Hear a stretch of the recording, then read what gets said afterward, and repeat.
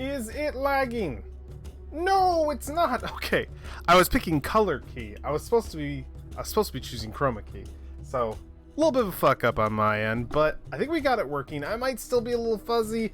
I kind of just had to slap hazard some settings together to make it work. But I should be on the screen. My big head should be flying around everywhere. Maybe we'll shorten me just a little bit, but yeah, I think that happened just because of where I moved my camera, where I put it, because I wanted to have my mic in a better USB. It was plugged into my keyboard originally, which was terrible. Which I don't know if the mic will still pop and like do weird shit, but hopefully this sounds a little bit better than before. If not, my computer needs USB upgrades, so I might have to mess around with stuff like that. But yes, we are back in Ironsworn. I'm actually quite excited to jump back in. It's been a little bit. I had a 3-day streak going of Ironsworn, but I had to take a break because I had to work. Ugh, gross. I have to remember. I have to delete my silly first video where I'm trying to figure out if it works. But yeah, we are stepping back into the world of Ironsworn, and we will begin with a couple of shout-outs. Really small, really quick. I promise. The music is by danheimmusic.com, created by Mike Olson for Nordic folk and Viking inspired.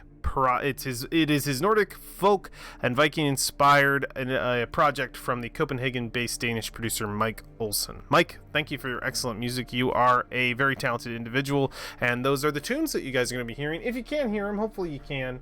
I always feel like they have to be ducked down a little bit because I don't want them to be crazy overpowering, but there is music happening to kind of go along with the theme of our stuff. The game that we're playing, and as you can see all around me, is Ironsworn. It is a solo RPG that is soloable, co-op, or you can play guided with a GM.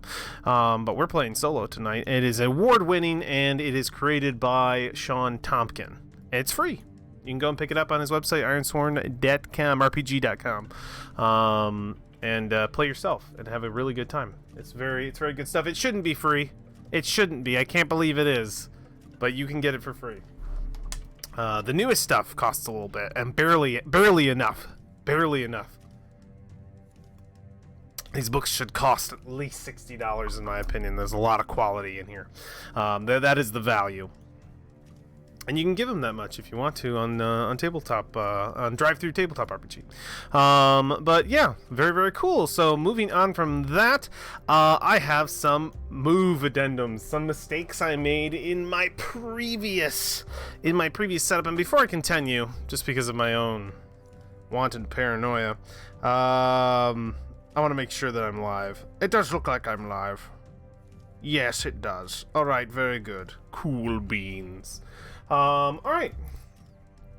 So, momentum, burn rule, and initiative rule. I abused. So, one rule I abused, and the other rule I detrimented myself a little bit. So I feel like they even each other out, but we're gonna try to use them correctly now. So, momentum, and I should have seen this coming originally when I played, but it will actually show me. Let me see if there's an example here. It will actually show me when I can burn my momentum. I don't see an example. I'm like scrolling up. Maybe that disappears after a while. But I cannot burn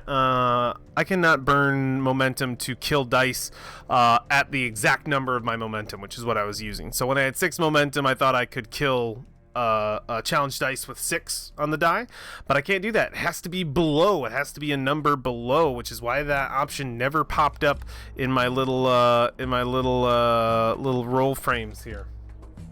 When I did get those, they will pop up when I do have the option. So I have to keep that in mind, that I have to use burn correctly. Everything goes down. It has to be less than equal. And the initiative rule. So last time when I fought, I did two fights. One of those fights probably should have been a battle. Just to make it go quicker, I have to remember the battle move exists. I also have to remember that the find an object rule exists, because I put a grappling hook in my thing where I probably should have checked to see if I had something like that. So there is I feel like a check your gear move that I should definitely use. Music's a little loud on my end. I'm just gonna down a little bit. Maybe like 2. But yeah, the initiative rule. I was using the fight system where I was only able to get initiative on certain moves, on combat moves, but that's not true. You can actually get initiative anytime you score a strong hit in a fight, pretty much, on whatever move you're using. As I looked in a little bit further, I assumed that might be as such, because it seemed really hard to get initiative on my side. But even if you roll Endure Harm and get a strong hit, you take initiative in that scenario, which is good. I'm actually happy to learn that. That's going to help me in the long run, which I'm very excited about. Darn, I'm super late. No, you're actually not, big man. You're not late at all. I had some technical difficulties running in. I had to mess around with my camera a little bit. So I'm just going over, I just did my shout outs, and I'm going over my 2 rules that I messed up last time that I will do correctly now, where momentum I can only burn momentum to destroy dice below my momentum number, not my actual momentum number. So I was using, like, if I had momentum 6, I was canceling dice at 6. Can't do that. Has to be 5 or below. So there was that. And then initiative rule. I can actually take initiative in a fight anytime I get a strong hit on any roll. So if I even endure harm or whatever, I can take initiative, which is awesome to learn. So I had one thing where I was kind of cheating the game and one where I was cheating myself. So they kind of balanced each other out, which is cool. So with those rules in mind, I will use those in the future. And yeah, we're going to do a quick truths overview and a recap of what happened last time before we jump back in where we left off. I have no clue what's going to happen in today's episode. I'm a little nervous about it, which is probably, I was going to stream yesterday, but I was like, God, I don't know what's going to happen. And really, I think that's the fun of the game, is not knowing what's going to happen next. So I have like a kind of an idea, but I mean, the game's pretty good at pushing itself forward, so we'll figure it out. Balance, exactly, balance in all things. But now we're gonna rebalance things and get the rules correct. So oh yeah, that was my session 2 journal. Cool. I got my session 3 journal good and ready. Ready to go. Let's do our quick outline of the truths. Now I've done last time I tried to make it quick, it wasn't very quick, so I've just done a quick and brief little line of each of these without having to go into them. If anybody wants to know my real truths, you could go all the way back to the full thing of my truths and go back to the world creating session, somewhere in there that exists, or I might make like an intro in the future. That would be cool. Anyway, the old world. Raiders drove us from our lands. We escaped to the Iron Lands. Iron here is cursed. Taking it from the earth will destroy your mind. Legacies. There were a people who came before. Their ruins remain in the Iron Lands, and iron took them. Our communities live in circles, family units of sorts. Our leaders are as varied as the people. Can be anyone from a king to a priesthood to a council. Who knows? It depends completely upon the place you go. I'm excited for this session. Yeah, I don't fucking know what's gonna happen, Pig. I'm excited too. We'll figure it out. We're probably gonna get on a quest. Something's gonna happen. That's the goal, is to get more vows and get shit moving. Probably sojourn first to fix our broken body, our broken mind, because our mind is almost shattered. Anyway, defense. We form war bands for protection, and we vow to defend ourselves from raiders, promising that what happened before won't happen again. Mysticism. Magic is a myth and legend to most, and a best kept secret to few. This guy. I know magic. This is a secret. Yeah, we got really messed up in the minds. Yeah, our mind is almost broken. I need to rest. So we're going to be doing that quickly. So religion. The gods abandon us. That's our religion. They abandon us. They let us go. We have new gods. Iron is our new god. Firstborn. The Fey folk are dug into this land and tolerate us for now. Could be a problem. Beasts of old are nothing but legend, and horrors are stories to frighten children. We are ignorant. So those are the truths of the world. Some truths of our location, which I've also made a little bit brief. Our settlement, Fool's Fall, where we are currently located. Fool's Fall is a large town built in a ring of ruins that form a wall. Iron lies below, and foragers rule. To be sentenced to the mine is the punishment for most crimes. And yeah, that's effectively all of our current truths in the in this world that we're in. So now that we're past that, let's recap what happened last time. So our boy, and I'll try to keep this brief too, our boy Boss Bleat jumped into a bit of a situation. His inciting vow was to save an individual that meant something to him, who had been enticed by the Whispering Mine, a deep delving, ruined mine that exists under the city that was found and was currently being excavated, but apparently they found that whispers were calling people deeper within. We lost someone to that mine that we have a bond with, an individual by the name of Chenda, and she is one of the forager councilmen, and she is a leader, one of the many leaders of this town. She's our connection. She gives us jobs. We're kind of a fortune hunter a little bit, and losing her is a big deal. So we decided to investigate, find out how she got in, talking to a few of somebody that she left behind, and we were able to dip into the Whispering Mine itself. Upon delving in, we found a vast ruin with towering pillars of old, sort of holding up the city above, and we delved even deeper down into a subterranean lake, following a path left behind by Chenda and her hunting pack. As we go down there to save them, we find out quite a little slower than we'd like as we delve deeper and deeper, facing very creepy shit. A living iron artifact that attacked us and called us, hoping to pull us back to the mine, this very mine where we were once sentenced to our death.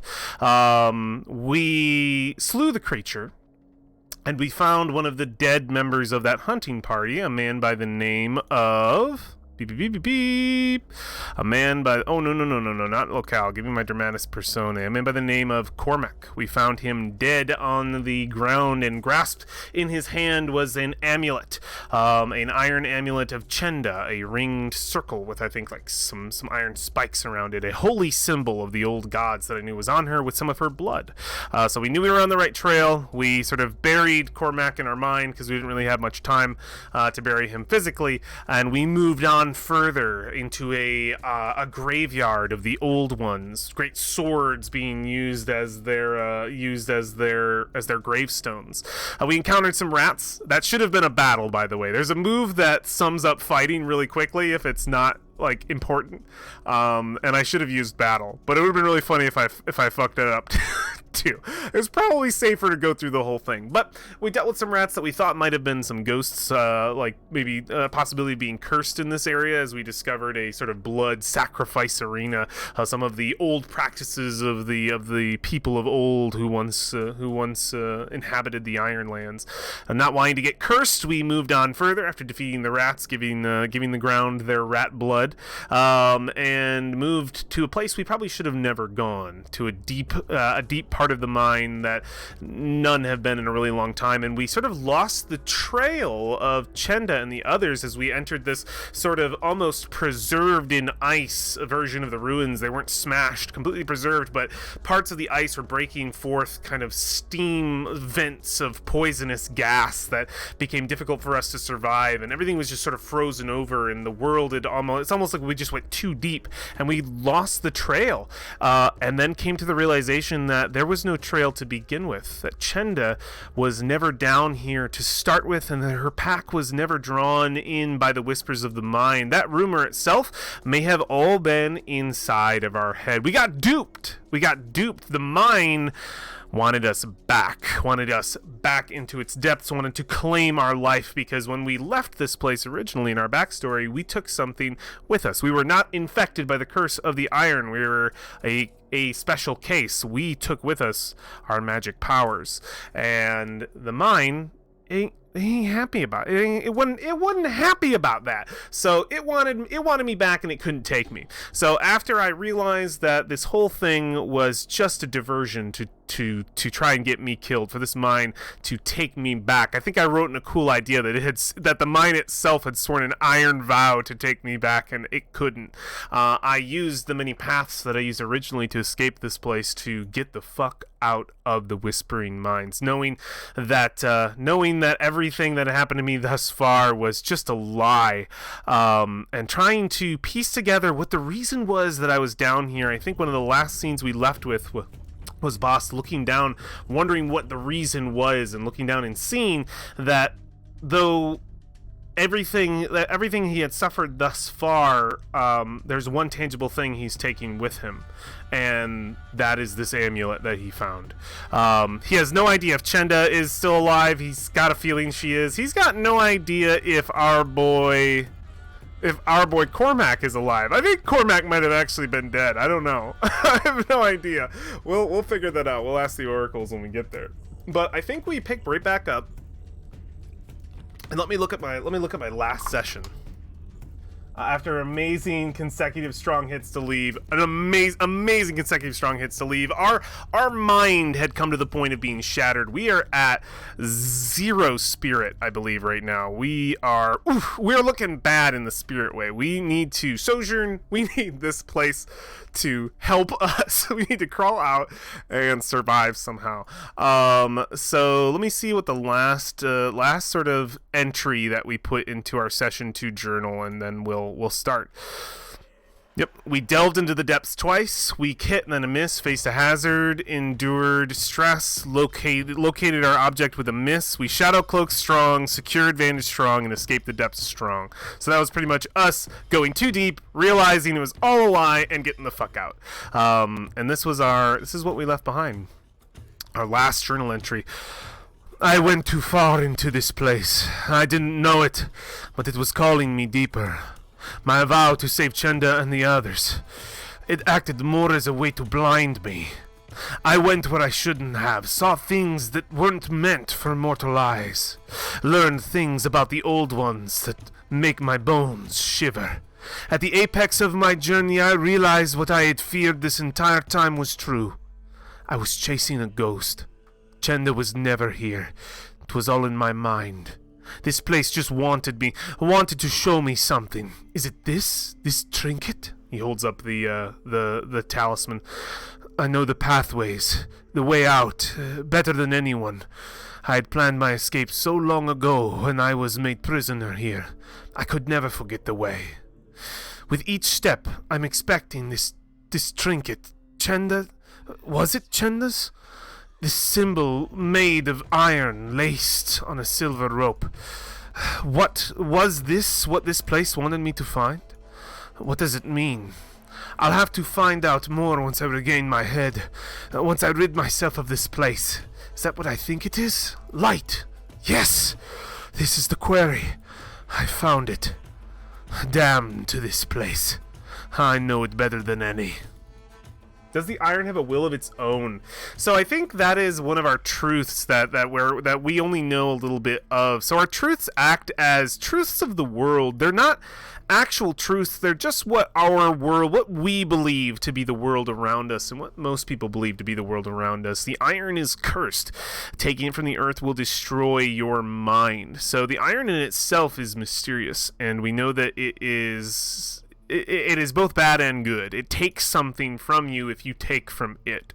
And the gift it gives us is iron, a material that we never knew in the old world to be able to defend ourselves from a possible future Skuld invasion, or Raider invasion.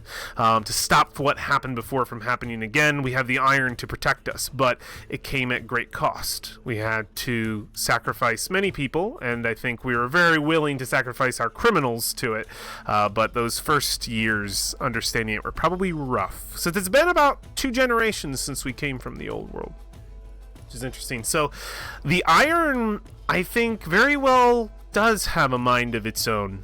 I think that is something that we are learning slowly. And a thing that's interesting is our background vow, our huge vow that we made is, I vow to discover why iron chose me. I swear I'll discover its mysteries. So that's kind of an overarching thing. If we will find out more about what the fuck iron does. And I did advance this off stream because I literally that entire venture, I absolutely discovered more about iron and the fact that it wants me, that it's very much more alive than I ever thought. I feel like it's a primal will, like the Force. Yeah, it is. It is like a primal sort of will that acts more like a storm than anything else. I also advanced our vow to save Chenda, and I thought I might have to forsake this vow, but after sort of reading around, I think I just have to try to take. I have to I won't be able to complete the vow word for word, but I think I can manipulate it. I think I can change it and go to try to complete the vow. I can't advance this vow any further. No way. So I only have a 4, which is weak, and I think that pretty well clearly defines my situation, having to have been turned around. If I can complete this vow, it's good for me. If I can't, it's not so good. So we will complete the vow, I think, try to complete the vow, and try to make that move and succeed after we get out, because it kind of shifted from saving Chenda to saving ourselves from the mine. It kind of moved around a little bit because Chenda was never in danger to begin with, and also I don't want to forsake it feels shitty to forsake this vow. It's my first quest, and I feel like I should at least get a shot at completing it. I won't advance it anymore, but I feel like I should get a shot at completing it. So we'll see about making that move, but we gotta figure out what happens next. So we pick up next. Our next shot is we see probably a wide shot, very far up, maybe in the sky, of fucking Boss crawling out of this fucking mine hole that probably already had like some boards on it, kind of thing, like big X boards, and he just sort of like crawls out into the rain. He's in a quarry, and I think at this point, since he delved in here at the night, it is early morning. Rain is pattering down. This place is boarded up, and he can just sort of see it's completely abandoned. Nobody wanted to go down here any further. And if we look at our map of Fool's Fall, we can sort of see, let me move some of these out of the way, we can see the location. This is the main mine entrance. This is where we entered originally, so it's just out of town. So I'm sort of crawling out of this quarry, just sort of crawling out between the boards of this thing, and we can just see him just he's all like, he's got to be like cut up a little bit. Actually, you know what? To play along with the fact that I think none of this really happened in my head, he shows no sign of physical damage other than being sort of roughed up from traversing the mine, because I think that part was real, going down in the mine. But I don't think his wounds per se were ever from being attacked or anything. Like, he doesn't have any maybe the rats were real. We don't know. We have no idea what was real down there and what wasn't. But yeah, we see him climb out, and he looks just ragged. Like, my spirit is so low. I think he just looks like completely defeated. Like, he has traveled all night. He's been moving through this mine, and he's just beat the hell up. Probably, God, because I took a rest down there too. It might be like it might be morning the next day. I don't even know from when I went down this mine. I think it's been a day. I think he just this comes out, and I think we established before that this place was being blockaded because of the whispers, which I don't know if we're completely in my mind.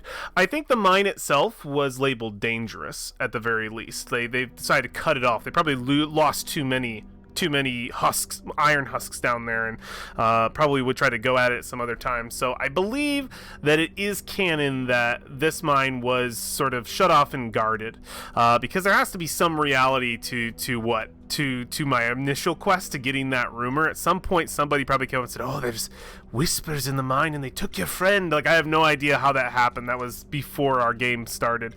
But I learned that information, and perhaps not all of it was true. A lot of it might have just been in my head. But I crawl out of this mine, and I think we established that this is kind of shut down. It's probably guarded. So there's a good chance that there are probably some people around making sure no one enters into this mine when they're not supposed to. There's also that greed of iron, like people want to go down there, and I mean, they should know at this point they'd be cursed. So I don't think that's the situation. But in any case, it's a dangerous location. There are children and families in Fool's Fall. They don't want anybody getting hurt here, especially around the quarry. So I think it's worth saying that there are guards. But are there guards right now? And I'm going to ask the Oracle if that is the case. I would like to know if there are. I feel like it's likely that there are guards right now. There aren't. Oh, I got one. Holy crap! That was the 1d100. Okay. Wait. One. Nice. Oracle, give us your wisdom. There are no fucking guards here. None. I thought I was gonna have to like sneak out of here, but I think Boss Bleat just fucking scrambles out of this goddamn mine. Getting in, I think, is still going to be a problem. I think I'm still going to, cause like I don't know if it is. I don't know if he can like mask this situation and make it seem like he's just coming back from going out into the wilderness alone, because he doesn't want anyone to know he went into the mine. I think probably because like he originally got out of this mine and probably didn't want anyone to see him leaving, and like there'll be a lot of questions asked if anybody sees him leaving the mine. So I think I still need to make a roll regardless. It's just not going to be as bad of a roll. To kind of make it look like I'm just coming out from a long journey. Like I left at some point. And I think it's just compelling these guards. I think I just have to make a compel move. Because when I get in, there's 100% a gate to Fool's Fall. They never saw me leave a day ago, so I wonder if they're going to be weird about me coming back. So I feel like I need to compel to make my way in and not just be taken in. Basically, I'm trying to avoid being dragged into Chanda's hall versus going there myself. I need to sojourn in this town. I would rather not be. If I can just get in here, I can go to the tavern. I can get a bed and some drink and fucking relax for a minute. But if these guards are suspicious of me, like, hey, how the fuck did you even leave? Where have you been? You know, like, I feel like I'm known in this time from this town. I feel like to avoid being questioned, we're going to make the roll. So where is, it's a move. Moves. Yeah, I want to relationship move. I want to compel. So I want these guys to let me through. God, I can miss and pay the price.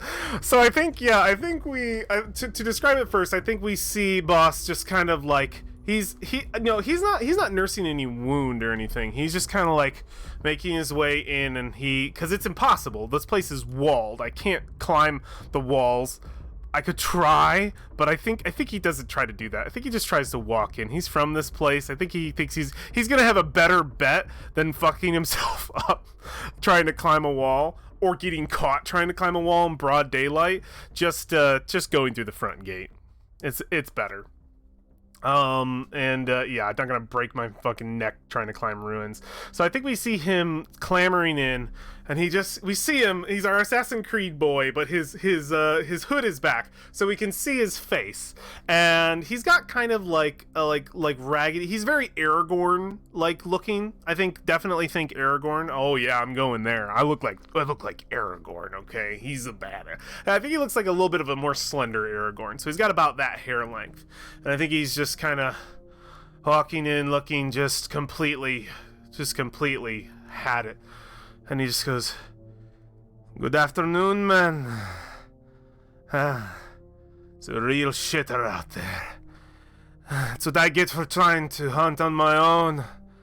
I'm never fucking doing that again. I'm just going to go straight to the tavern and yeah." Good job defending these morning, noon, night. And he just... I was gonna try to fucking shamble my way past these guys and see if they just go like, lit, yeah. Alright, compel.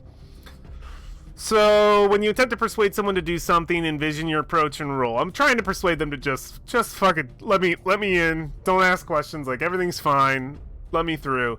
Charm, pacifier, barter, roll heart.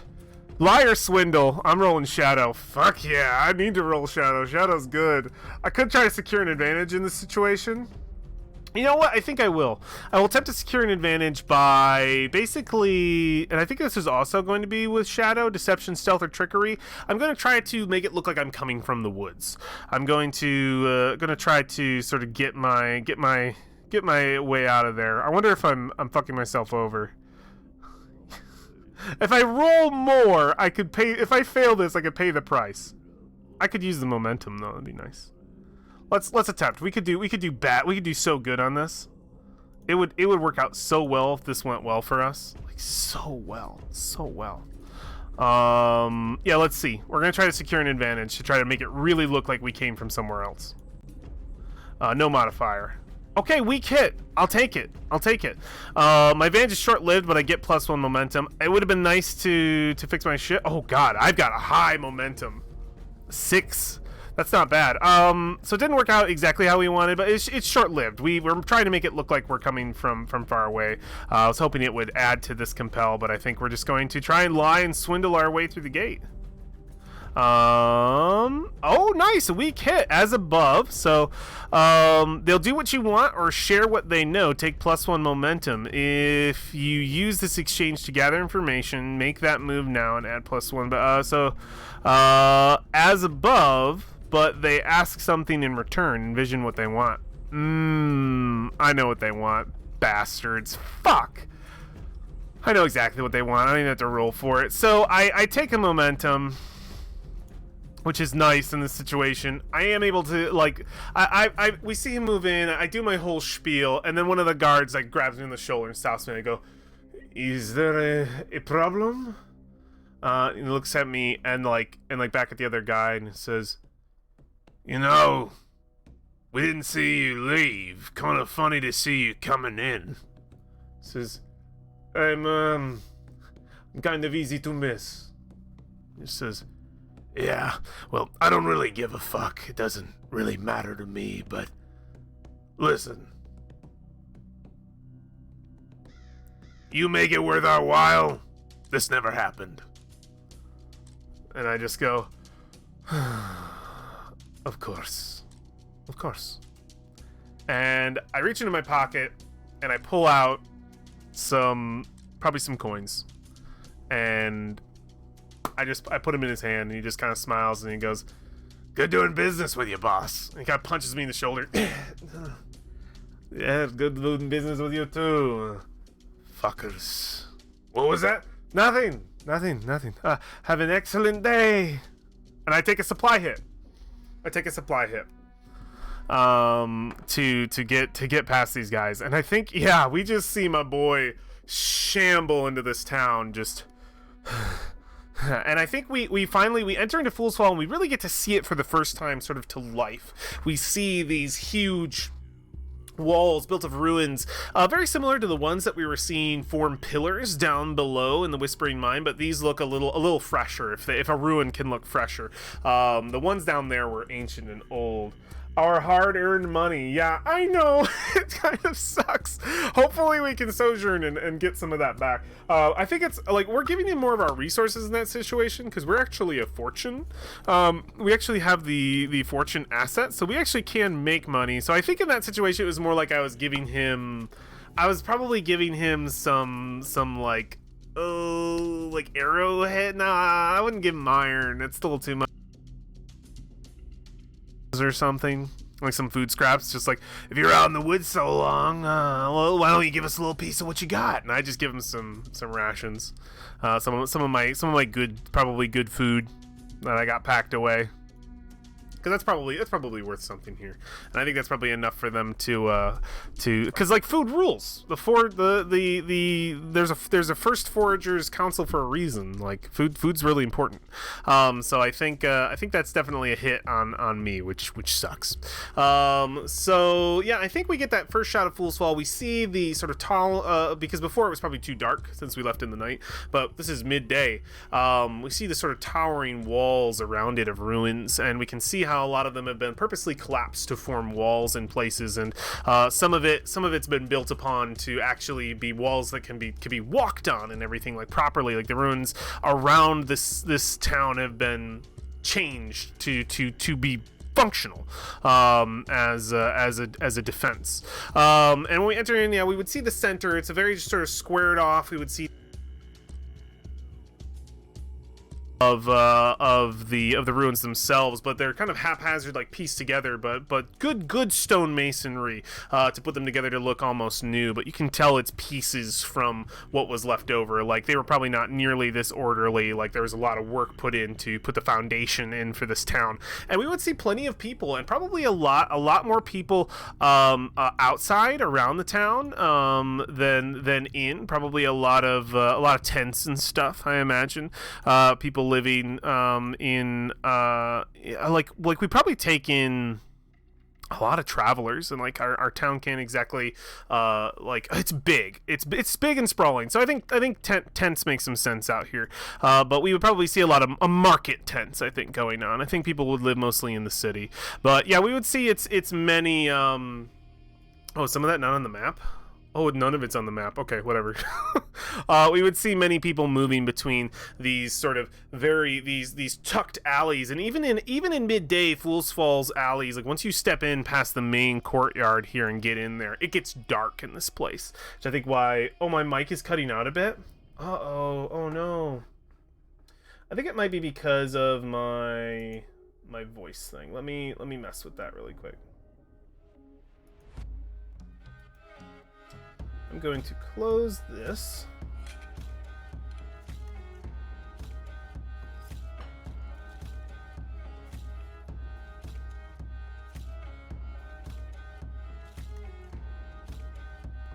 All right.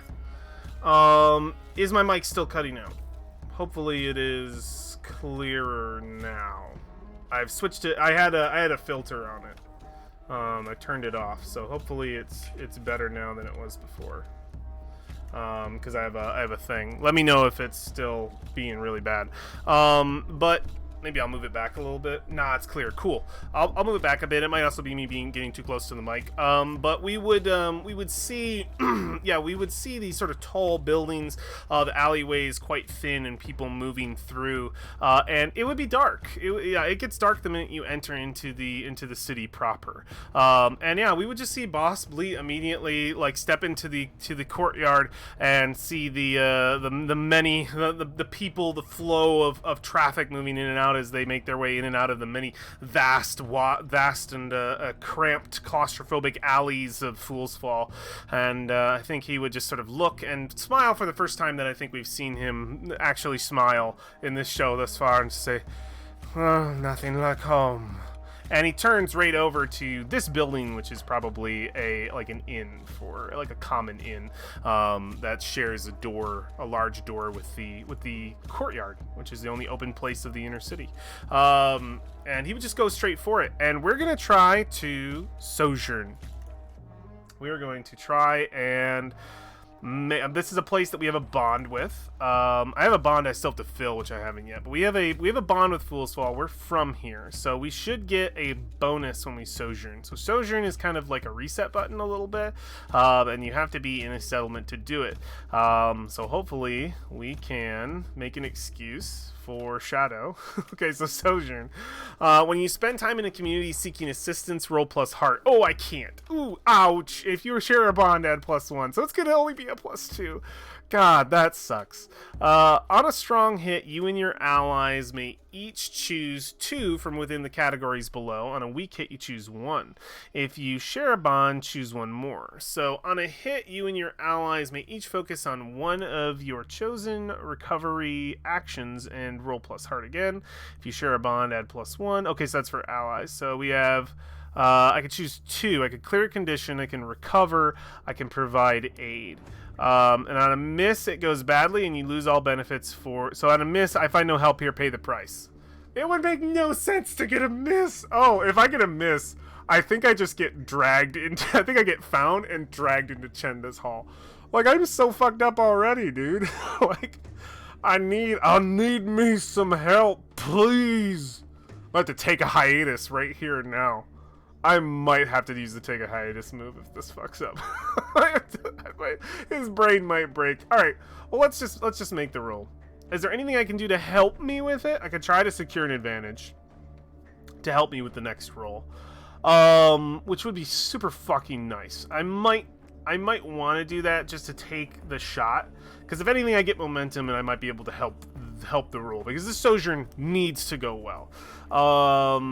I think I'm going to try and secure an advantage.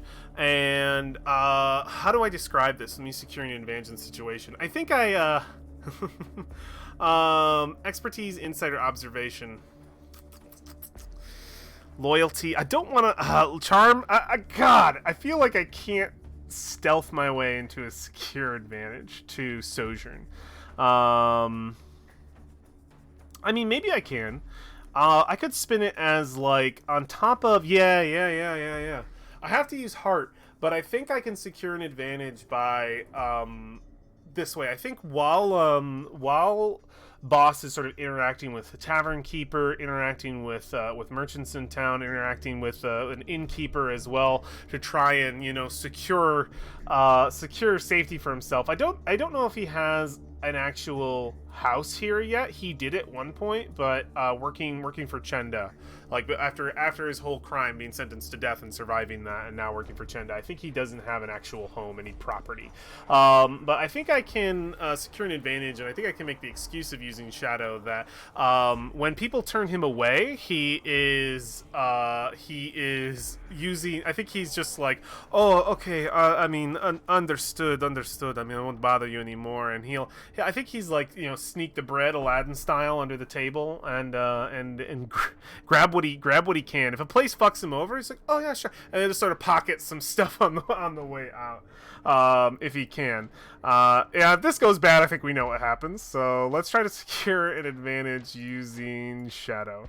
Can I make the excuse of using my Shadow Walk? I add an extra move to it, which is kind of bad. The shadows try to lead you astray. I mean, that's what my fucking asset is there for, right? Alright, I cloak myself with the Gossamer Veil. No. Nope, I will not use this. So here's a big thing. Magic is an issue in this world. Using this is way too fucking risky. If I fail it, I don't want to be sent back to the mines or the gallows at this point if they discover that I survived the mines already. So we're not even going to do that. We're just going to try to secure this advantage using Shadow. We're just trying to slip, for people who turn us away, take what we can. And let's see how that goes. So securing an advantage. Ooh. Oh no. It's a miss, and the only thing I can do is turn it into a weak hit. So this just went terribly. So I think there's a couple of situations. I burn to not miss. If I miss this, I get pulled in. So I think I have to burn. Well, this was a terrible idea. This was the worst thing I could ever do. All right.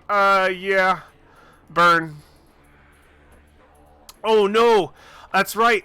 Because I am shaken, my reset is 1.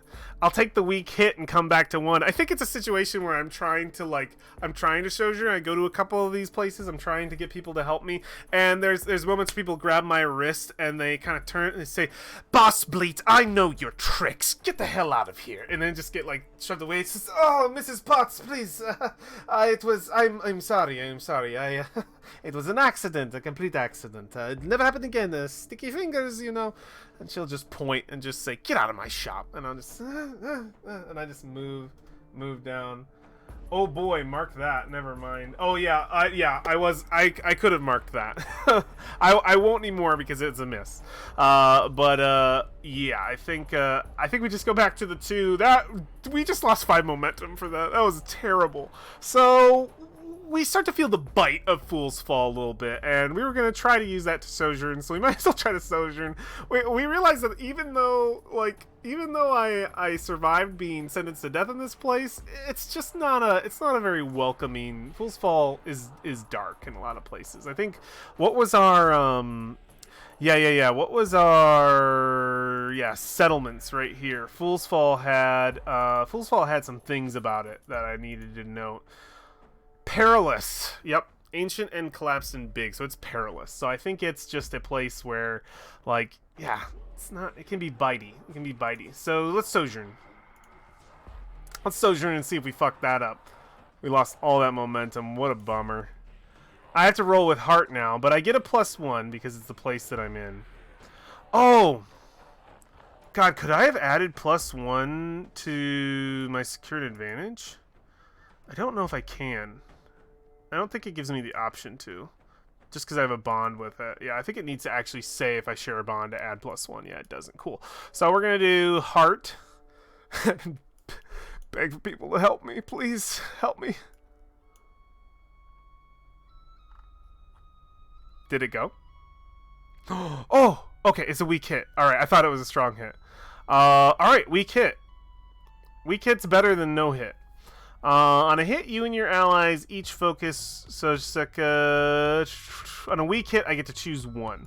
So I get to choose 1 of these. It's probably going to be recovering my spirit. I could clear a condition, which might be better. Does healing only do physical? Oh man.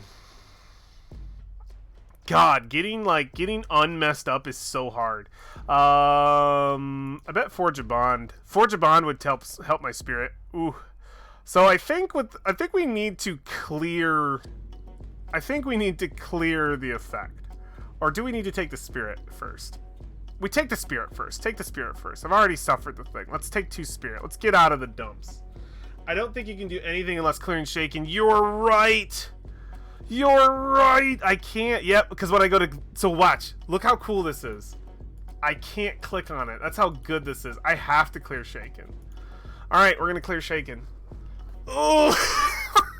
So we're still like really low spirits. Really not great. I can't. So I think a big thing in this thing is you can't double up on moves. Like you have to switch it up. So I can't be like, I'm just gonna spam my sojourn ability until I win, which I think probably would kill you faster than it would help you if you started fucking up those rolls. But you kind of have to like move around a little bit. I feel like that's the spirit of the game, is to not spam moves unless you're in like combat, when it's really hard not to spam moves. Though I still try with that. So. Yeah, I just want to see. So healing won't do much for me. It'll do my health here. Gather information, supply, make camp. On a miss, aids in effect. It's such a fucking risk to touch any of this stuff. The take a hiatus is looking better and better, but I have to make a threat to take a hiatus, which is clear any marked conditions, set your health, spirit, supply, and companion. Yeah, and then set your momentum to its reset value. Like. Take a hiatus is so good, but I have to have a threat to do it. So yeah, so when you spend an extended time recovering in a safe place while a threat is active. But I have to make a threat, which sounds terrible. Cool though. It sounds cool. So yeah, I have to clear shaken. We would probably see boss bleed after probably like a day of of resting, getting some drink, getting a bed for the night, just trying to recover the best he can. And I think he sleeps this night. It's a bit restless. I think he wakes up in the middle of the night, has to like splash his face with water kind of situation, and just kind of look in the mirror, kind of hold it to say, how much of that fucking happened and how much of it didn't. And he would look over at the talisman, and then like back down. Still has the blood on it, and I don't know if there's like a pipe in here, but I think he's got like there's no piping. There's no like we're in a kind of an ice age, no, not ice age, an Iron Age setting. I think it's just like a tub of water, and like whatever mirror it is like a very rough reflection. Like it's super, like we just see like a blur kind of situation.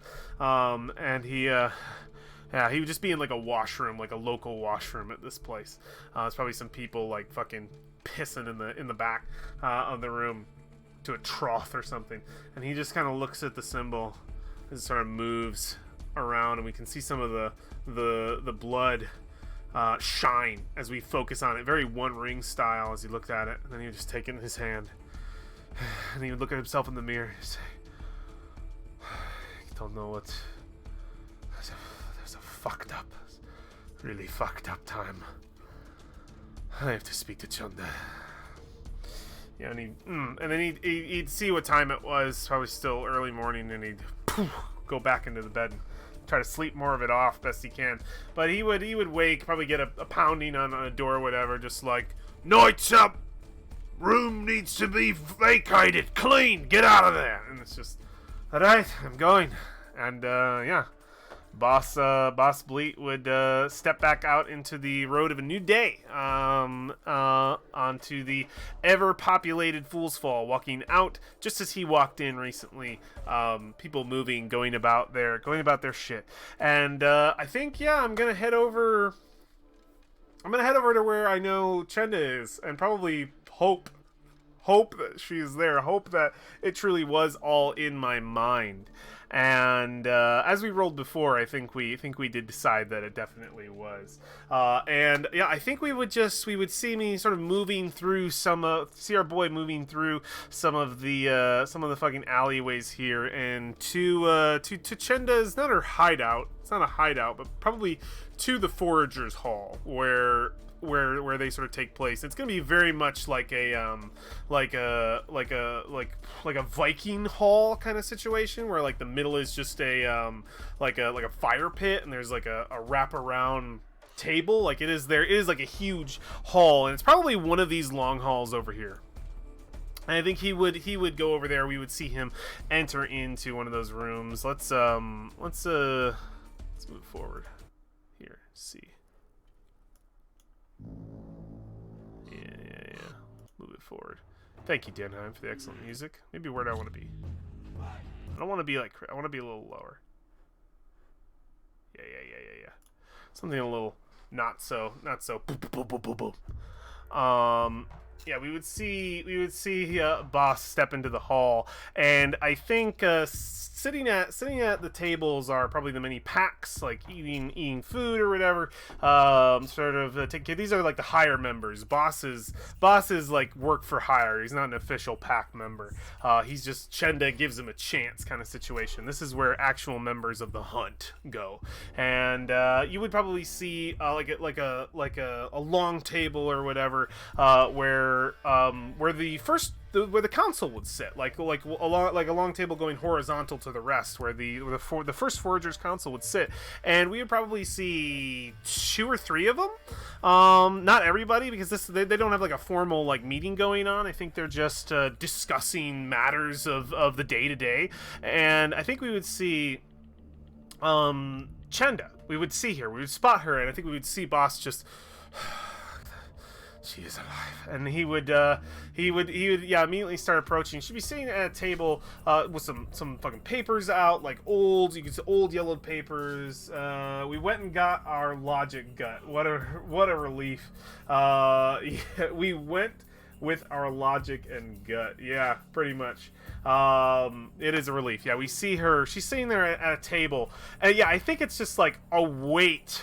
Immediately, I'm gonna see if I can like I'm gonna like try to boost the bond here if I get the chance, because that could, oh god, that could help me. That could lift my spirits. I think if I could boost the bond. We see her at the table. She got these yellowed papers in front of her, like some maps of the local area, and they're in the middle of planning their next hunt, I think, currently. And I immediately approach, and I think I'm a little shaken, and I look at her and I say, Chanda, is that you? And she's got two of her other hunters on either side.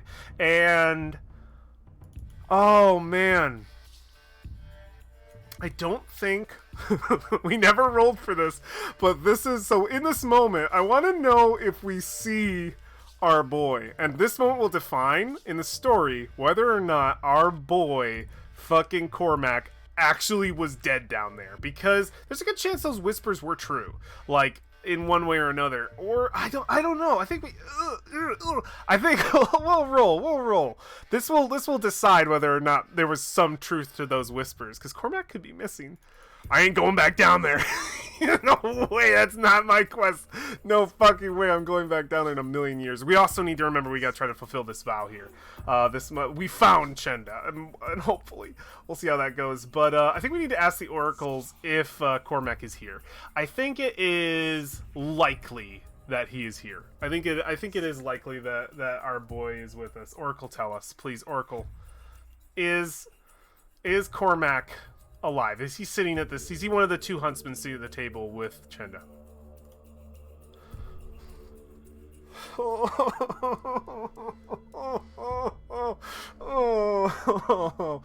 He's not. I'm looking right at her.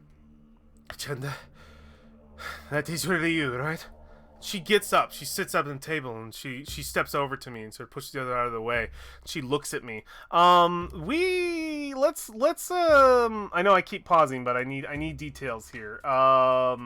She's athletic, reclusive, and dangerous.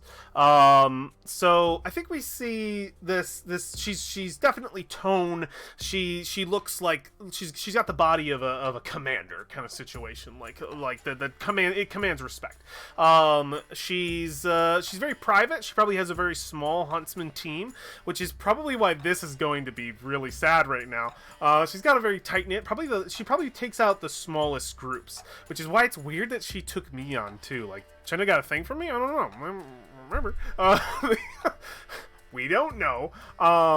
And she's dangerous, which I think just implies that I want to put this in, spin it more positively. I think she's dangerous in that she's fucking good at her job. She can fucking hunt like a master. Like she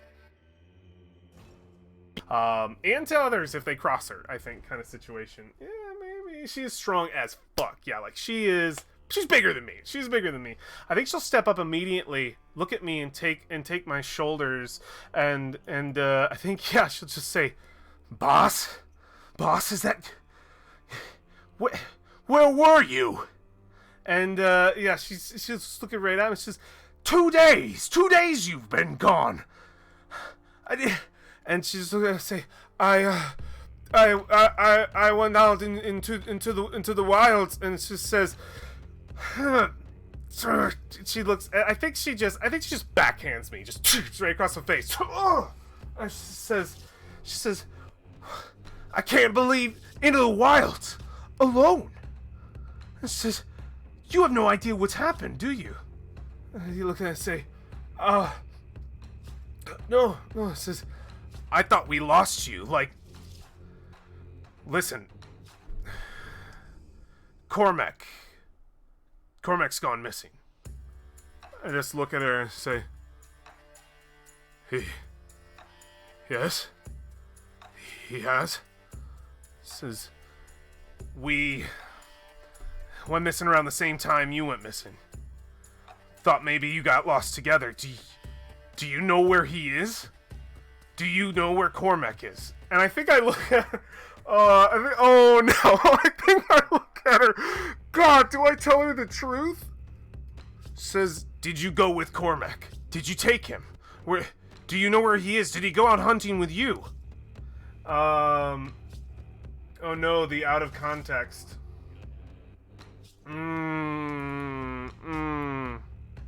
Because Cormac, we know Cormac was really down there. He was actually down there. Oh boy. Okay. Do we lie or do we tell the truth right now? What would telling the truth even be? Would it even be a move? Is there a test your bond? Conflict, betrayal, or circumstance? Roll plus heart.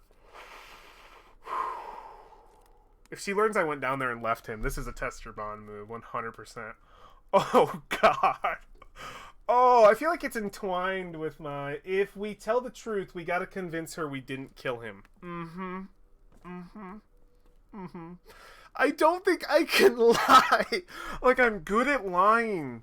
But why would I lie?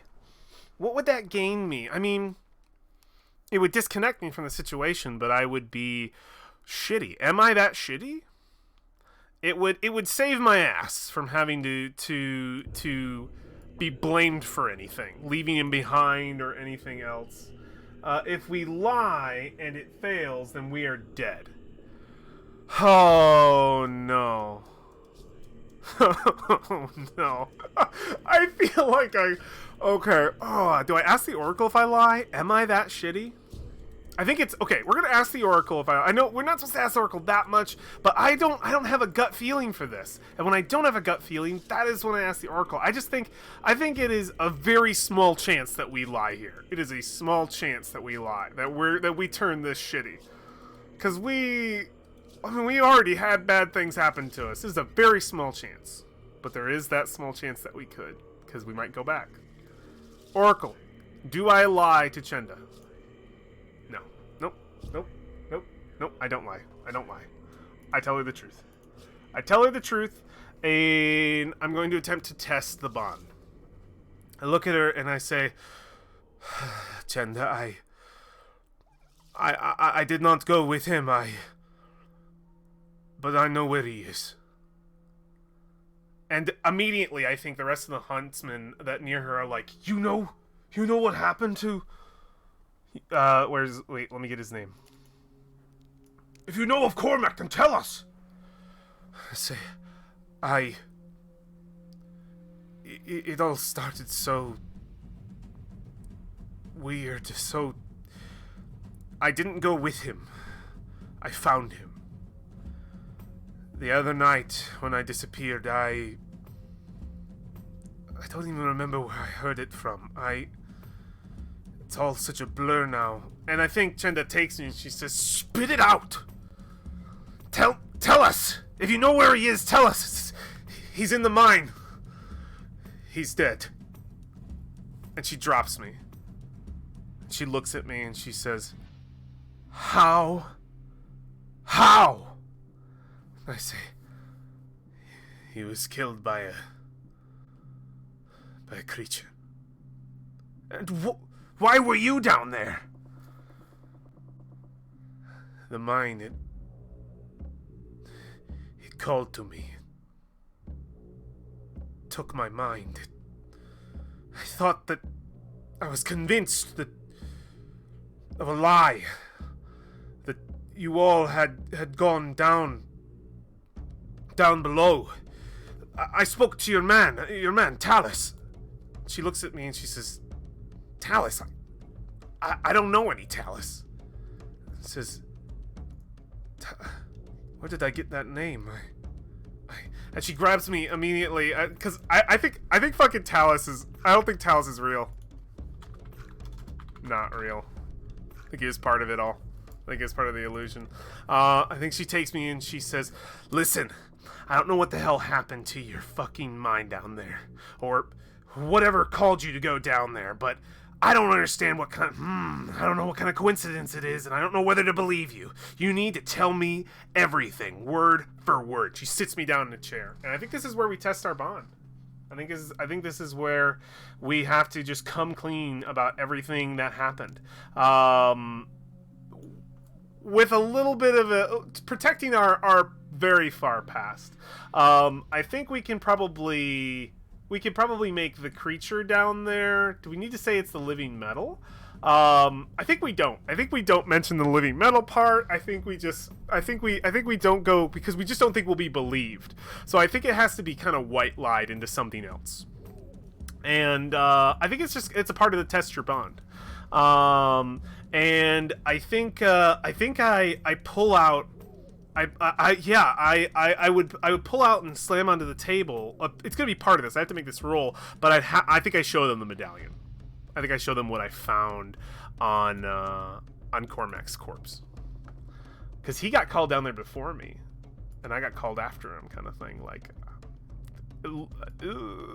so let's test our bond, and we're rolling with heart, and we already have a bond with this person, but it doesn't say I get to add. So yeah, when your bond is tested through conflict betrayal, I have to 1 sec. Let me make sure I'm rolling heart. Test my bond. My modifier, it's just asking me my modifier. I don't know why. Should ask me what oh, it's going to be hard automatically. That's why it wouldn't give me a choice. Okay, I was like, where's my choice? Oh, we can't. I have +1 to my bond, okay? Oh god, so happy that's a 1. Thank you, dice gods. On a weak hit, your bond is fragile, but you must prove your loyalty. Envision what they ask of you. Ask the oracle if unsure, and do it, or swear an iron vow. If you refuse or fail... No! She's gonna ask me to go back down there!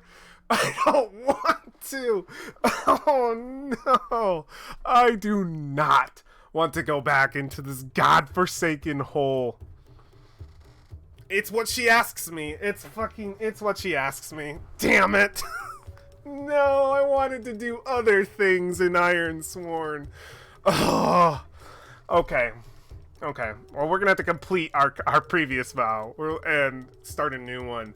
I think she looks at me after I say everything. Oh, it could be something different. Because his body's down there. I might be able to talk my way out of this. Oh no, gotta go back and retrieve the body. That's what I'm thinking. Maybe. But there might be another option, and I might have to roll a 50-50 on what it is. So what happens in this? So I'm telling them everything.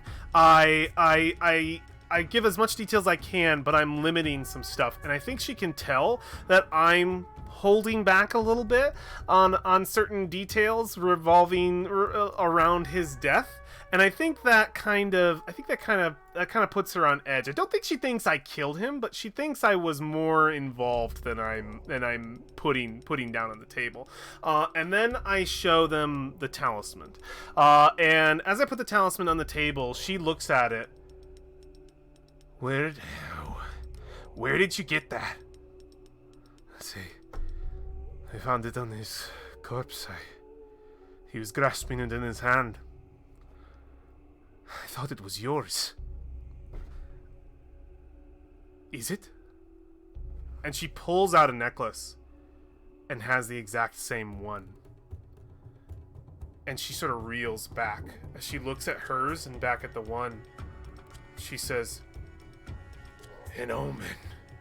She steps back a little bit, and like the hunters look on either side, and she's into the old gods kind of thing. Like, that's her thing. She says, These don't exist anywhere else. Anywhere else other than this is one of a kind. And she's holding up the other one. She doesn't grasp it. She's just looking at it and just astonished. You got that off of him?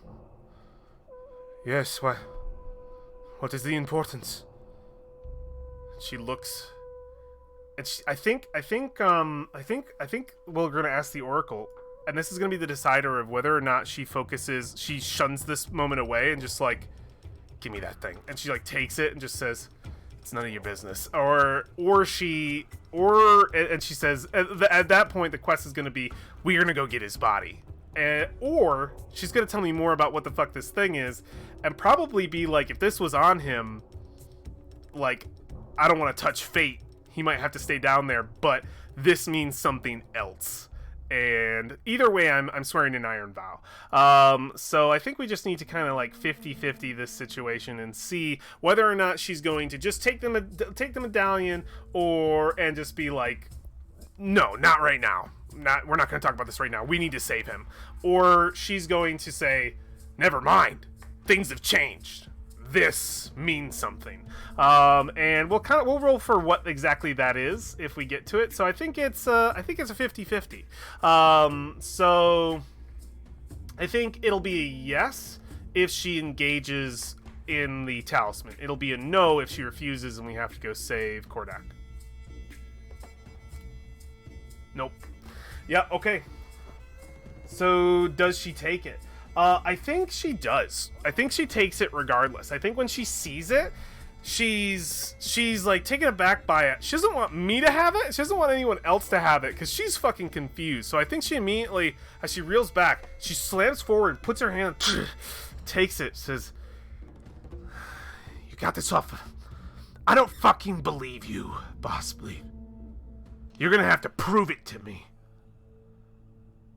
We're going back down there. If he's there, we're going back." No, please. Chand, I just got out of there. I just survived that fucking place. I do not want to go back. And she slams a hand on the table and she says, "You don't have any fucking choice, boss. Alright? Because right now, you stand accused of murder. So we need to go down there and make fucking well sure that your story is true. And until then, I don't know what the fuck this is. But until then, I don't believe you." We? What do you... Oh, who's we? Did I say we? I think she's talking about... If I said we, considering her, I think she's talking about the Huntsman group. I don't know what I referenced we to. Yeah, I think she says we. Yeah, we always be me, like me saying we. No, please, I don't want to go down there. If that's what you're referencing to, like, no, anybody but me. And yeah, she sees I'm just fucking ragged. I think she sees I am just messed the fuck up. And yeah, that. Okay. She sees I'm messed up and she's like, "This is gonna be your penance, alright, for leaving him down there." And yeah, and she looks at the thing and she says, "I don't know what the fuck this is or what the fuck to say about this. We're gonna talk about this later, after you prove to me your words are true." She takes him and she puts it back. Oh, God, I do not want to go. I mean, it's not that far down, but God, we gotta go the quest to go back for Kordak. Okay, so I think in this moment, yep, she tells me to ready my effects, and they're going to make a plan, and they're going to delve back down. Oop. Favor you. We're gonna make a plan to head back down there. Probably tonight. Dice have mercy on something. If something ate his body, please no. If I am crazy, please no. Kordak has to be down there. He has to be. It's going to be very likely that it's still down there. I still refuse to roll anything else. So I think yeah, she says to prepare myself, to get ready, and I think yeah, she would tell me as well. I think she says, "Get your affairs in order, because we're going back down there tonight." And I just like, ugh. And she says, "And you're gonna swear on iron." And I just grit my teeth. And she leaves me to the hall. And as she's walking away, she says, "Use the chambers if you need to. Get what you need to be ready. I want you in fighting condition." It just says, "It's a lot of rats down there, and maybe one big cave troll. Oh God!" And I just go back. I probably said it was like a troll or something instead of a big iron thing. And yeah, I think that might give me a chance to sojourn again. I hope that's okay if I try one more time. I really need it, guys. I really need it. So I think I need to complete my previous vow. I need to attempt to complete this vow first.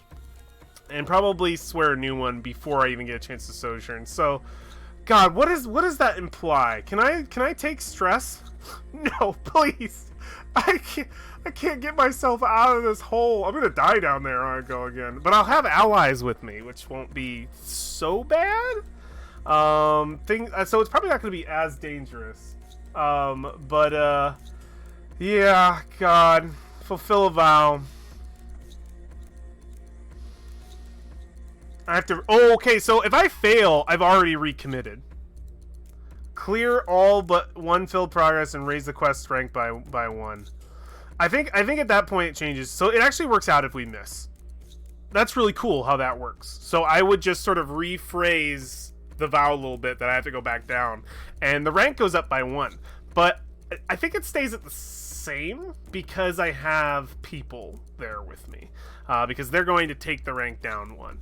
Because I'm going to have a pack with me. Maybe they'll take it down 2. I'll ask the Oracle. That would be great. So let's try to fulfill a vow. Did we clear Shaken? We did clear Shaken.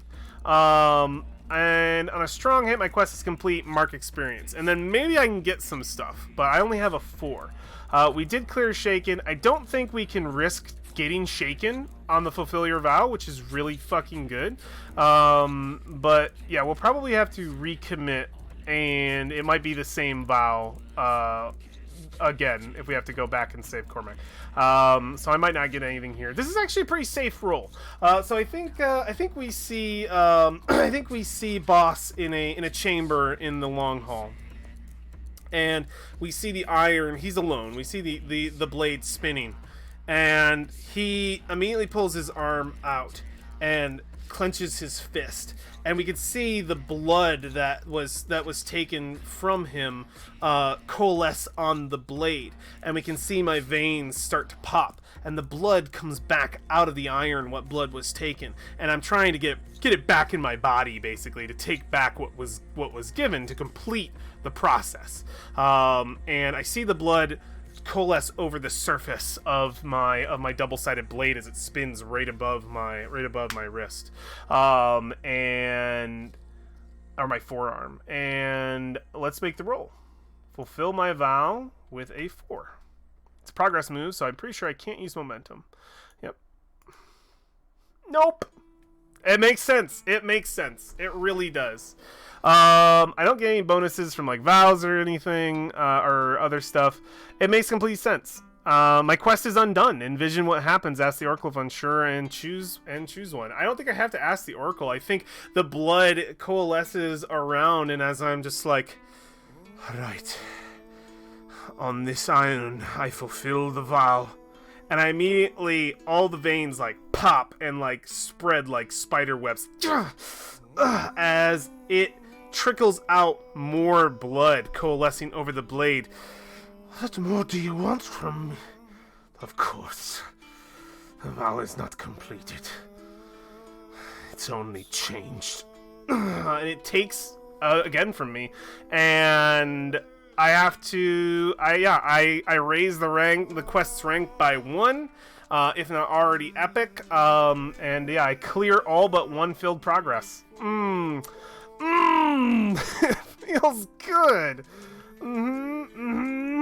Great. So I think it's just changed slightly. There is someone who needs to be saved. There is someone who needs to be, quote, saved from the mine. It's Cormac.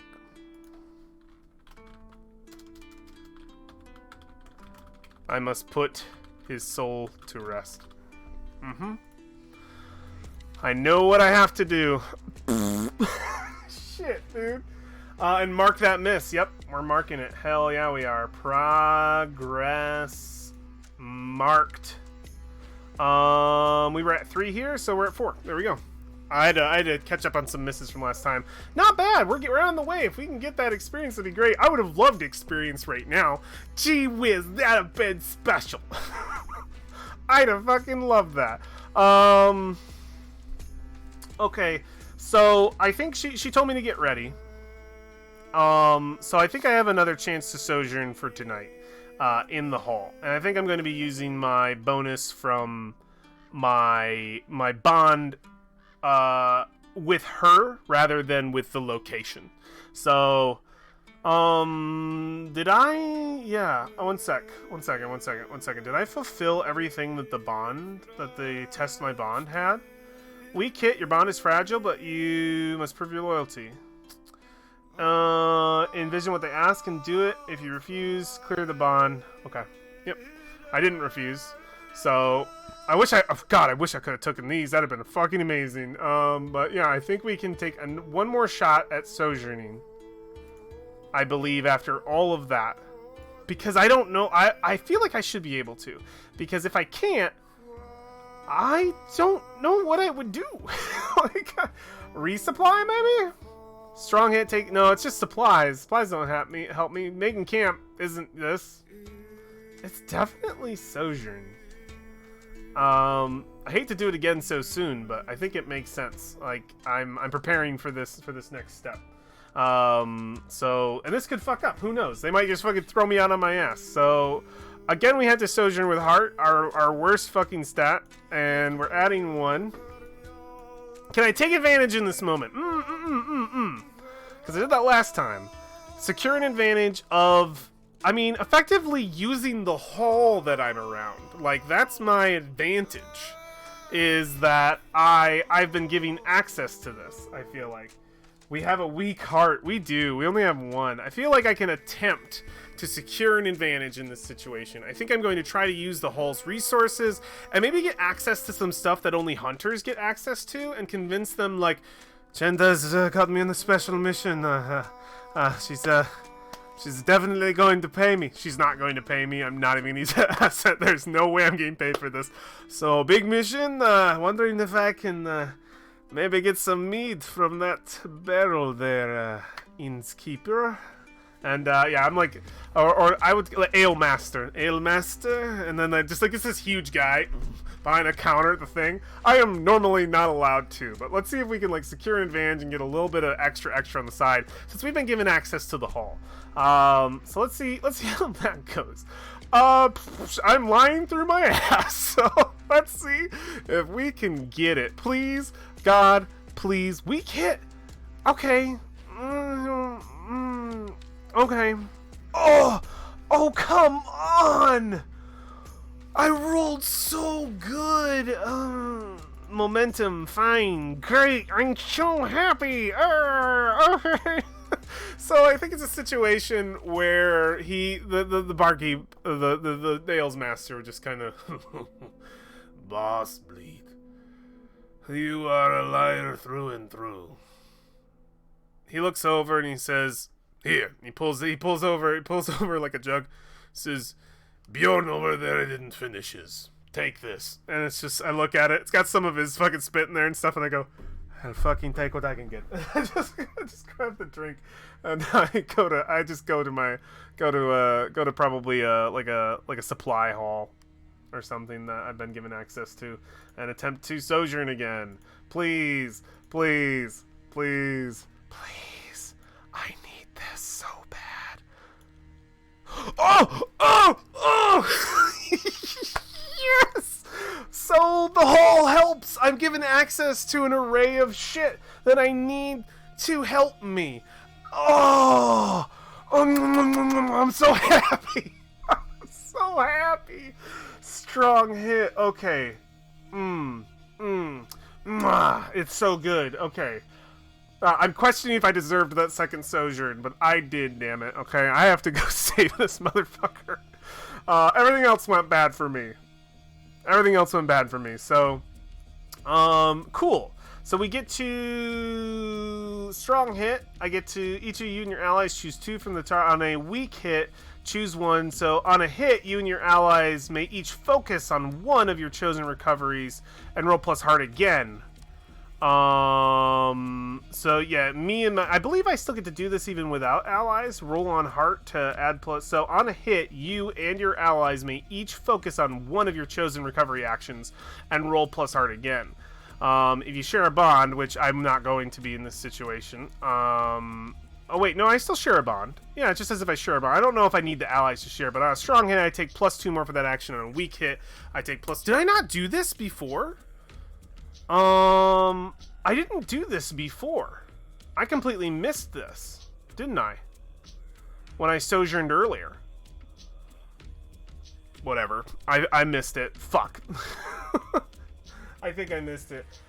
We got mind fucked, and we're going back the next day, and we need this. I'm wondering if I should get... Because I don't think I did this second part of my sojourn when I got a weak hit before, because I did sojourn, right? Yeah, I sojourned on a weak hit, and I never went for this. On a hit, you and your... Yeah, I should be able to...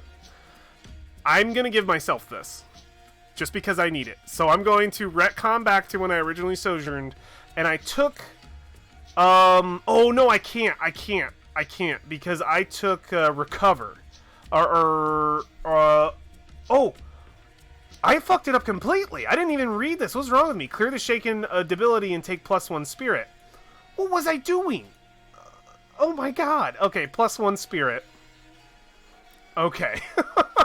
The sojourn moves a lot better than we originally read. So I cleared a shaken debility and I took +1 spirit. So I could have rolled again. Unless it goes badly, you lose all benefits for that action. So it was an option. I didn't take it. Fuck that. Just fuck that. I didn't take it. I don't know if I will. I just realized on the miss it goes badly, but okay, cool. So we get 2. We rolled 2. So cool, that fits canonically. I didn't take the second one because I wasn't going to take the risk. I just wanted to clear the shaken ability because it was another fucking heart roll, and I didn't need that in my life. All right, so clear a wounded. I don't need to do any of that. I could just straight recover. So I get to choose 2. Strong hit. So on a choose 2 from within the categories below. I don't know if I can take. And if I share a bond, choose 1 more. Oh! Can I take these multiple times? We might. I'm going to take a quick peek at this sojourn. I don't think I can. Or maybe I can. If I can, holy shit. Because I've got 3 right now since I shared a bond. Moves. Sojourn. Give me some details. Alright, communities stand as an oasis within the perilous wilds of the Ironlands. They are a source of protection, trade, and fellowship. However, when you rest, replenish, and share a fellowship within the community, make this move. Depending on your level of success, you can choose 1 or more abilities to clear or tracks to increase. If you share a bond with the community and score on a hit, you may select 1 more. You may select an option only once. Yep. If you recuperate. If you recuperate, you can only apply those If you recuperate, you can only apply those benefits to your companions. Which one's recuperate? Okay, yeah. So I can only take them once. Cool. Well, it's gonna be fucking 2 spirit right off the bat. I'm taking that.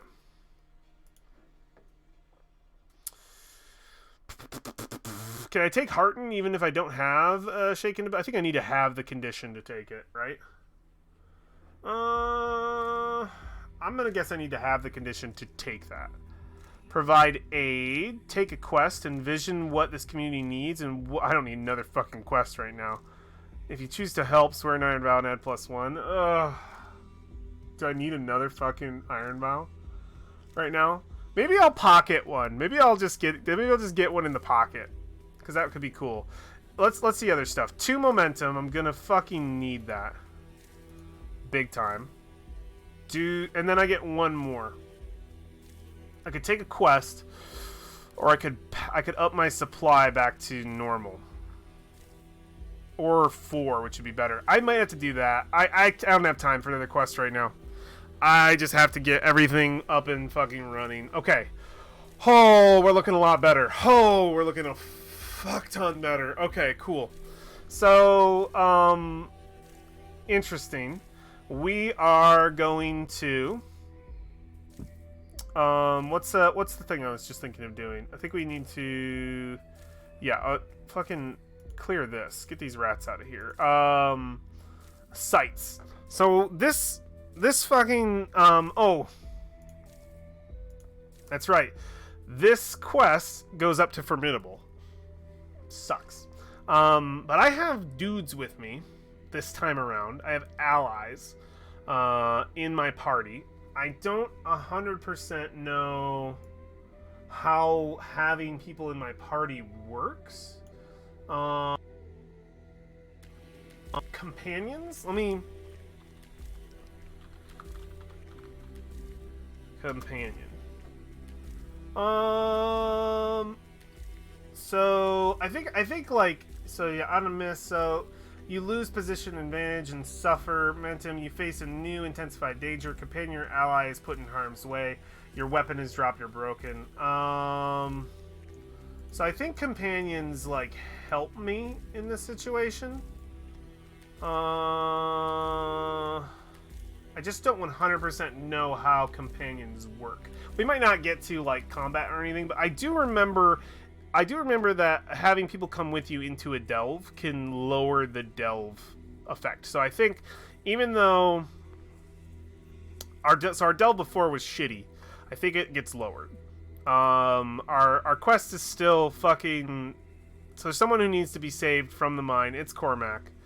It's formidable now, which means I only fucking clear one at a goddamn time, which sucks. So I feel like this vow is whether or not Cormac is actually there. I don't know how that's gonna go. We're gonna lose this character really quick. But I think the site will go down to dangerous because let me look into coming back, because I believe coming back to one of these I do clear everything. I don't know if it goes up a difficulty unless I push forward. Sites. Okay, so this is all the sites. Into the depths. Discover a site. Delve the depths. Is there like a return? Reveal a danger. So this is going through all the stuff. Making other moves. Summary of the terms. So return. Nope, that's learn from failures. Okay, if you are forced to flee from the site, a map can remind you of the nature. So also if you're following the same path on your return, you can use the map as a reference. Yeah. Okay, cool. Something else about return. There and back again. If your journey is a round trip, you may escape the depths to return to your... Okay, no. Later, after you sojourn and retrieve the sword you set up back home, instead of focusing on that return trip... Okay, come on. There's gotta be like a return... Oh, come on. The word return's in here 40 times. I want to know what the rules are. I'm gonna have to make a call here. Unless I can, like, loop back around past this stuff. Yeah, Wellspring, neat. All of these crazy fucking places. What are these? Are these... Just a sec. What the fuck is this? Oh, rarities. Yeah, get me out of these rarities. I don't have any fucking rarities. Okay, oh, I should have just gone right here. Oh my god. Index. I'm so... I'm a millennial. I'm too used to using Command F. The index is for old people. Yeah, index is the smarter way. So it was page 19. Returning to a previously explored site. A site may prove too perilous, forcing you to flee or abandon. You might face a narrative complication which sends you out of the site, which I did. If you later return and continue your exploration, you can use the existing progress, but not all of it. To determine how much progress remains, roll your challenge dice, 2 10-sided die, take the lowest value, and erase the number of progress boxes. A low result means your experience here is kept as you return, allowing you to speed your way through any previously explored terrain. A high result indicates that something has changed, your foes have been bolstered in their defenses, oh no, or the nature of this place is simply too chaotic and predictable. If you return to a site and your lowest challenge die is greater than your available progress, simply clear all progress boxes. When you're ready to enter the site, make the delve. Okay, cool. That's actually awesome. We got 5 in, so we just need to roll challenge dice. We just need to roll... I'm just going to roll 2d10s. This is awesome. Some color has returned to his cheeks. Yes, definitely. He's doing better. So the lowest number. 3. Only 3. That's not bad. That's not bad at all. How deep in was he? He was only the fucking third tier. He was only the second tier in. I think we can just get back there effectively. I think no,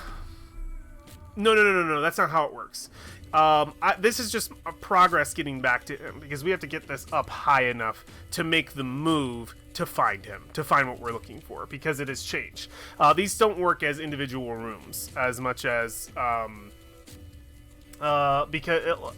they not each box is an individual room. When I was formidable, it was one check mark. So every time I got a piece of progress, I was creating a new room. But I'm here with buddies now, and I think since I'm going in with allies, I don't know where that move is. But I'm pretty sure if I'm going in with people, in most situations, I can lower the difficulty. I can lower the difficulty of fights, and I can lower the difficulty of delves and journeys and other shit if I have people with me. Who knew? People help. So it's only going to be dangerous this time. We have a group coming with us, which is a bit larger. So our sort of tier system here isn't going to be as brutal. Which is nice, because it was rough before. So this is the actual sheet. This tier is the easy one, and then get a little bit harder as we go. And I'll probably pull up the thing for that. Cool. So the journey back into the Whispering Mines. That's probably gonna be most of episode 4, but let's get it started at the very least. So let me move this forward. No, give me something a little more chill. Chill, Danheim. Good. So yeah, I think we see as sort of the night crests a pack of individuals. We see probably like 5 or 6 individuals. One of them is Chenda, and they are gathered outside of. I mean, I told them where the sort of secret path was that I went. Oh, I didn't even think of that. The rope that I found. That I was like, was the rope even real? When I first went into the hole, it was Kordak's rope. Oh, no. Oh, I didn't even think of that. Oh, shit. The second tier almost killed us? Jeez, yeah. So, yeah, the second tier almost killed us. The thing about the way the delve sheet works is if you're at formidable or extreme, you take the high tier of each of these sections. You take the harder tier. So when I was in an area that would be dangerous to formidable, because I was already at formidable, in the overall thing, this tier leaned to the higher end. So this one is between troublesome and dangerous. This one is between dangerous and formidable, and this one is between, I believe, formidable and extreme. Right here, and I don't think they do epic on this tier list. But as long as you are below formidable on the overall difficulty of the task, you will get the lower. So this tier will be troublesome, this tier will be dangerous, and this tier will be formidable. When it was at formidable, this one was dangerous, this one was formidable, and this was going to be extreme. And that also dictates the level of the monsters and problems that you're dealing with. Which sucks, but and we don't want to deal with that. So cool. So yeah, we see the scene of the gathering hunters. We see Chenda out of the night. There's some. We already see like a couple of them. Each of them has probably a lit. At least half of them have lit torches, and sort of we could see the orange yellow light piercing against the blue and purple backgrounds. They've already gathered together, and Chenda's in the middle of talking. And guess who shows up late? Boss fucking Bleat. We would see him exiting the area. They've already gathered here. They're already like right on the road, ready to go. And we would see fucking Boss just like, I'm here, I made it, I am here. And fucking Chenda turned over and she'll just look. She said, "Did you get your beauty rest? I'd say. Very funny. I'm feeling a lot better. No, I'm ready. Let's save Kordak. And says, yeah, let's save Kordak.